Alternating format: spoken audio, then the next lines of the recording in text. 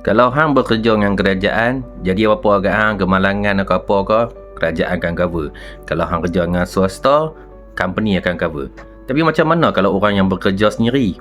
Hang pernah dengar ni pasal SKBBK ataupun Skim Keselamatan Sosial Pekerja yang bekerja sendiri. Baru-baru ni dekat Dewan Rakyat, Menteri Kesuma YB Steven Sim ada bentangkan buat kali pertama pindaan Akta Keselamatan Sosial Pekerja 1969, yang mana dulu pekeso hanya cover masa bekerja sahaja. Tapi dengan SKBBK ni, kita cuti ke, balik kampung ke, tolong mak pergi market ke, kalau jadi apa-apa tetap akan dilindungi 24 jam sehari, 7 hari seminggu. Realiti yang sebelum ni, daripada tahun 2018 sampai Ogos 2025, 26,000 tuntutan ditolak sebab kemalangan tu berlaku di luar waktu kerja. Maknanya ramai yang teraniaya masa mereka paling perlukan bantuan.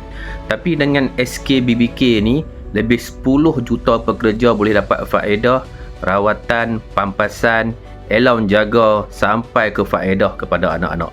Jadi zaman dah berubah, kerja pun macam-macam.